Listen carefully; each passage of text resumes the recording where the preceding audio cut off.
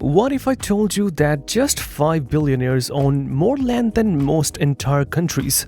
From private islands to sprawling ranches, these aren't just vacation homes. They're strategic assets tied to power, influence, and control over resources. But who exactly are these billionaires? And why are they quietly buying up so much land?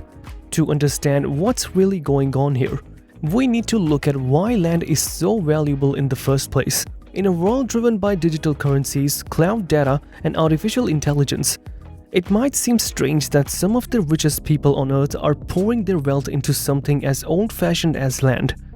But when you look closer, it makes perfect sense. Land is one of the few assets that is truly finite. You can't print more of it, you can't download it, and you definitely can't replace it once it's gone. Whether it's used for growing food, storing water, building infrastructure, or mining resources, land holds a kind of power that no algorithm or app can match. For billionaires, land represents more than just space. It's a form of security. When markets crash, currencies fluctuate, and political systems shift, land tends to hold its value.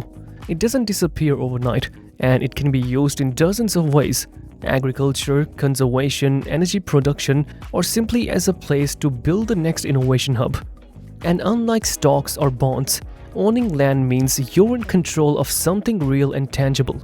It can be touched, shaped, and passed down for generations. That kind of stability is rare, and billionaires know it. There are also serious financial incentives. In many countries, land ownership comes with generous tax benefits, especially if it's classified as agricultural or conservation land. This means billionaires can reduce their tax burden significantly while still holding on to massive stretches of property. Some even lease their land back to farmers or developers, earning consistent income without ever selling. Others use conservation elements to preserve their land while getting tax breaks in return. It's a win-win for those who know how to play the game. But perhaps the biggest reason billionaires are buying land is future speculation. As the world faces growing concerns about food shortages, water access, climate change, and population growth, the value of land is expected to rise dramatically. Owning fertile soil, clean water sources, or areas suited for renewable energy puts landowners in a powerful position, not just financially, but politically. In the future, whoever controls the land may control the essentials of life itself. That's why this new generation of billionaires sees land not as a luxury, but as leverage. Beyond the numbers, there is a deeper mindset at play. Billionaires think long-term. While most investors are chasing the next quarterly gain, they're planning for the next 50 years. Land fits into the strategy perfectly. It grows in value over time, requires minimal maintenance compared to other assets, and gives its owners a physical footprint that matters. It's not just about privacy or prestige. It's about legacy, influence, and having a stake in the planet's future. So when billionaires quietly buy up millions of acres, they're not just making a business decision. They're positioning themselves for control in a world that's becoming more uncertain by the day. Because in the end, no matter how digital our lives become, we all still live on land. Now that we know why they're buying land, let's meet the billionaires doing it on a massive scale. Bill Gates, known around the world as the co-founder of Microsoft and a major figure in global health and education, is also the largest private farmland owner in the United States. As of recent reports, Gates owns over 240,000 acres of farmland spread across nearly 20 states. That's more than the entire area of New York City 4 times over. And it's not just sitting there unused. Much of this land is active farmland, producing crops like soybeans, corn, potatoes, and rice. The sheer scale of his holdings has drawn major attention. From rural regions in Louisiana and Arkansas to the wide fields of Nebraska and Washington, Gates has quietly built a massive agricultural empire, often through shell companies and investment firms that didn't immediately tie the land to his name.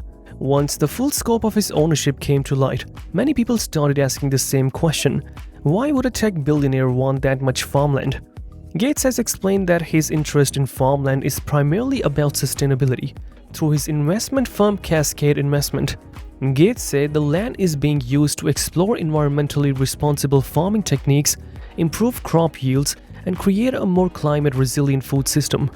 His foundation has long supported agricultural innovation in developing countries, so it makes sense that he would want to test these ideas at scale in the US. But not everyone is convinced. Critics have voiced concerns over what it means for one individual to own so much of America's farmland. Some fear it gives him too much influence over the food supply chain, especially at a time when food insecurity is becoming more urgent. Others point out that when farmland is controlled by investors instead of local farmers, communities often suffer, property values change, farming practices shift, and small farmers can get priced out of the industry entirely. There is also the matter of transparency. Because the land is technically owned through various holding companies, there is no clear public record of how it's being used or what Gates' long-term plans are. While he has claimed that the goal is not profit or control but climate-friendly agriculture, the size of the portfolio makes it difficult for some to believe that there aren't deeper strategic motives involved. On top of that, some environmentalists worry that the consolidation of farmland, even if it's for sustainability, still places too much decision-making power in the hands of too few people. Agriculture plays a critical role in carbon emissions, as well as water use and biodiversity. Shifting those levers at such a scale without public input or oversight raises ethical questions, even if the intentions are good. Despite the criticism, Gates hasn't slowed down. His farmland empire continues to grow, and his influence in agriculture policy is only becoming more prominent. With his voice already loud in global health and education, adding food systems to his portfolio gives him one of the broadest spheres of influence any private citizen has ever had. But while Gates focused on farmland, the next billionaire took a different route: ranches, forests, and wilderness. John Malone isn't a household name like Bill Gates or Elon Musk, but when it comes to land ownership, he's in a league of his own. With more than 2.2 million acres to his name, Malone is the largest individual private landowner in the United States. His holdings span vast ranches and dense timberlands across multiple states, including Colorado, New Mexico, Maine, and Wyoming. To put it in perspective, Malone owns more land than the entire state of Delaware several times over. Most of this land is used for ranching, forestry, and conservation. His ranches include sprawling grasslands that support cattle and bison herds, while his timberlands are responsibly managed to balance logging with environmental preservation. Unlike more commercial landowners, Malone has taken a long-term approach to his property, aiming to maintain the land's ecological value while making it productive. He's also known for protecting large areas of wilderness from overdevelopment, placing parts of his land into conservation easements, legal agreements that prevent the land from being altered or commercially exploited in the future. Malone's path to land baron status is an unusual one. He made his fortune in media, earning the nickname the Cable Cowboy after building one of the largest cable television empires in the world.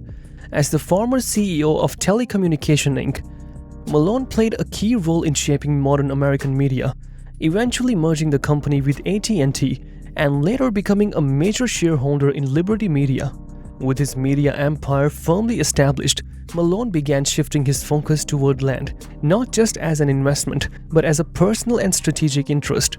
His move into land ownership wasn't just about preserving nature or living the ranch life. There were financial incentives as well. Large tracts of agricultural or timberland can provide significant tax advantages, especially when managed under conservation rules. By placing portions of his land under protection, Malone qualifies for reduced property taxes and sometimes even federal deductions. It's a strategy that's perfectly legal and widely used for wealthy landowners who want to hold on to their property while minimizing costs. But Malone also seems genuinely invested in conservation. He has donated millions to land trusts and environmental nonprofits, and he's spoken publicly about the need to preserve American landscapes for future generations. His properties often remain undeveloped, and he supports sustainable practices in both agriculture and forestry. Still, critics argue that even conservation-minded ownership consolidates control in a way that can distort land access and influence regional economies. When one person controls vast areas of the countryside, it naturally changes how communities grow. who gets to use the land, and what kind of development is allowed. Malone himself has stated that his interest in land stems from a desire for privacy, investment stability, and a love for the natural world. He's known to enjoy spending time on his ranches, away from the spotlight of boardrooms and media deals. But his ownership isn't just personal, it's structural. His land holdings influence real estate markets, conservation policy, and even wildlife migration in some regions. His decisions on what to preserve, sell, or develop don't just affect his portfolio, they affect entire ecosystems. Whether you view him as steward of the land or a quiet consolidator of it, John Malone represents a different kind of billionaire influence. One rooted not in tech or public fame, but in space strategy and silence. Next on the list is a man who mixes space travel with massive land grabs.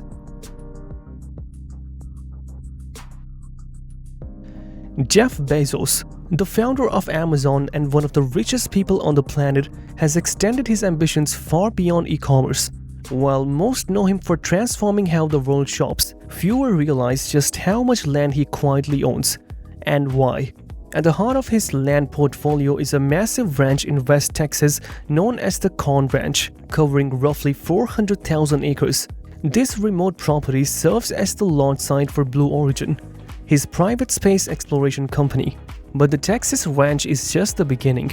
Bezos owns additional estates across the United States, including properties in Washington, California, New York, and even the nation's capital. One of his most notable purchases was a $23 million mansion in Washington, D.C., the former textile museum, which he renovated into a sprawling private residence and reportedly one of the largest homes in the city. He also owns multiple homes in Beverly Hills and a massive estate in Medina, Washington, close to where Amazon is headquartered. What ties all this land together is Bezos' long-term vision. His focus isn't just on technology or retail, it's on building self-sustaining ecosystems that could operate both on Earth and eventually beyond it. With Blue Origin, his goal is to make space travel routine, even imagining a future where humans live and work in orbit while Earth is preserved as a kind of a natural sanctuary. His ownership of vast undeveloped areas gives him the ability to test technologies, control his environment, and plan large-scale projects without outside interference. Owning this much land also provides him with something most people don't have: total privacy and complete control. On his ranch, there are no neighbors to object, no city councils to slow him down, or no zoning restrictions to worry about. Whether he's building landing pads, researching energy systems, or simply creating an off-grid retreat, Bezos is able to operate without the kind of oversight that even most companies face. In many ways, it's a blank slate for whatever he envisions next. But Bezos isn't the only tech giant with a massive footprint on Earth.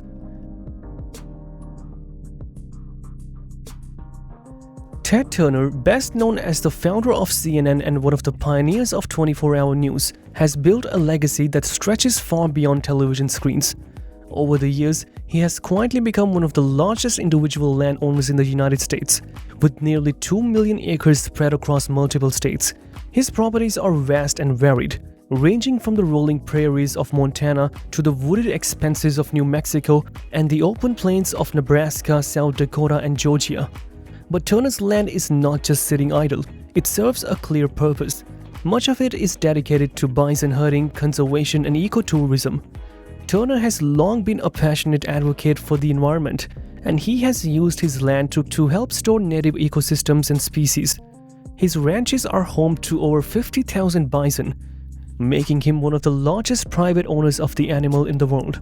He has also implemented sustainable farming practices and supports scientific research and conservation efforts across his properties. In many areas, the land is protected from development through conservation easements, ensuring that it remains intact for future generations. What's striking is how early Turner saw land as a long-term play, long before it became trendy for billionaires to buy up vast tracts of wilderness. Turner was already doing it, not just as a financial investment, but as a personal mission. He recognized that owning land wasn't just about wealth or privacy. It was about preserving the natural world and using it to influence how people think about their relationship with the planet. His approach combined business with ideology, and over time, his land holdings became a platform for something bigger than profit. Turner's media empire helped shape global communication, but it's his work in conservation and land management that he seems to value most today. While many remember him for transforming television, Turner has made it clear that he sees his land as his true legacy. Through his Turner Foundation and other philanthropic ventures, he's supported environmental initiatives across the globe. But it's the land itself that anchors his vision for the future. While others use land to test rockets or build smart cities, Turner uses it to protect endangered species, restore landscapes, and offer people a glimpse of what untouched nature looks like. It's a vision that's both romantic and deeply strategic, and it has quietly influenced how land is viewed as a tool for global impact. And finally, the billionaire whose land isn't just on Earth, but includes private islands and beyond. Elon Musk is known for pushing boundaries, whether it's in space travel, electric vehicles, or AI, but his relationship with land is equally ambitious. Unlike other billionaires who purchase land for agriculture or conservation, Musk's approach is tied directly to innovation, infrastructure, and land-scale experimentation. Across the United States, he has acquired substantial parcels of land surrounding his Tesla factories and SpaceX facilities, most notably in Texas. The Boca China area, where SpaceX launches its rockets, has seen an increased presence of Musk's influence as nearby properties are bought up and gradually transformed into a private spaceport and testing ground. What makes Musk unique is his vision of land not just as property, but as platform for entirely new civilizations. There has been ongoing talk of him buying or building entire towns, self-sufficient cities where residents live, work, and move within ecosystems powered by Tesla technology and designed around sustainability and automation. In Texas, he has hinted at creating a new city near Austin, one that would serve as a living demonstration of his clean energy and transportation ideas.